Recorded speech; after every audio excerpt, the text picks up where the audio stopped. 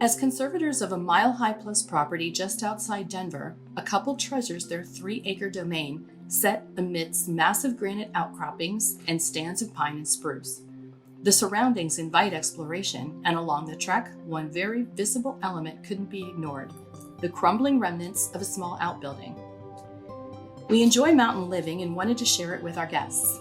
Along with my interest in goldsmithing, I needed a studio. To accommodate both, the goal was to remodel the outbuilding, the homeowner says, motioning to a grassy slope towards what is now a storybook cottage.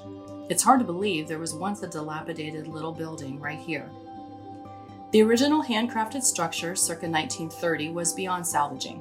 It had to be demolished completely before we could begin, says Peter Boes, project architect with TKP Architects, hired as part of the design team. Because the county considered the outbuilding a non-conforming structure, the new design couldn't exceed the exterior dimensions already in place, including its height. That gave us just 450 square feet to work with, says Peter. We weren't going to be able to build up, so we determined we would have to dig down. The contractor, Cress, general manager of Old Greenwich Builders, clarifies. We had to sink the footings down into the hillside slope, graded to accommodate maximum light. Only then could we build the exterior walls. I recall that we had to chisel out at least 4 feet of solid rock, something none of the crew had done before. Because the homeowners didn't want to rob the existing property of its natural beauty, numerous individual boulders were brought in from out of state during the 6-month construction period. Each boulder had to be strategically placed, a daunting task when using a crane. The effort was well worth it. Nestled into the landscaping, the charming dwelling now appears to emerge out of the surrounding rock outcropping. The tiny cottage boasts a natural slate roof, copper flashing, and stone veneer. The exterior looks like it's been in this environment for a century, says the homeowner. Though the cottage is new, it borrows an aesthetic from historic U.S. National Park buildings the owners visited during a trip to the Black Hills of South Dakota. In keeping with the historic nature of the property, the interior design elements also pay homage to the past. Considering timber frame ceiling trusses were used extensively in park buildings, it was a logical design element I wanted to incorporate into the structure, the homeowner acknowledges. Ironically, we happened to find an old Civil War ammunition factory in Louisiana where we secured a cache of antique, long-leaf yellow pine wood for the truss system spanning the ceiling and the Y-plank flooring. The sturdy, natural-colored beams, coupled with the moss stone fireplace, a rescue from the original structure, contribute to a sense of muscular architecture, says Peter. Essentially, the cottage is one large room streamlined to incorporate a Murphy bed, a sleeping loft, a banquette, and a series of built-ins. Everything in the cottage is purposeful, without compromising space. Hardwood cabinets holding jewelry-making materials flank the walls.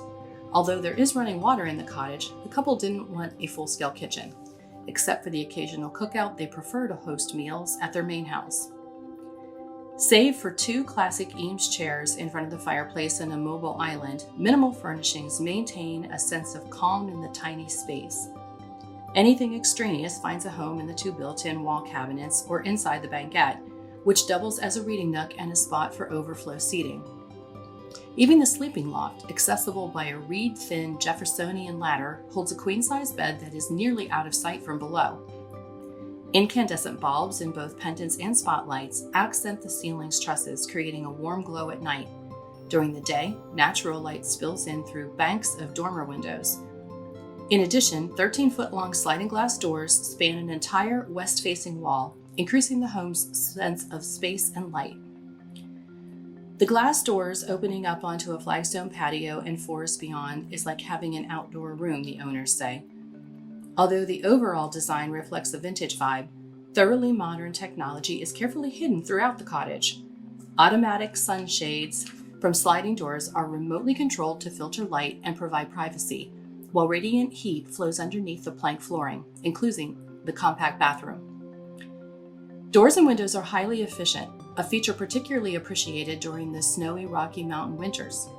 In warm weather months, the windows offer views to an abundance of gorgeous native mountain wildflowers and the animals that call the forested property home. It's no wonder that although the couple's primary house is a stone's throw away, it's here, in their tiny stone cottage that they find solace. It echoes the quiet of time past and the beauty rooted into the natural landscape, says the owner. That's what we appreciate the most.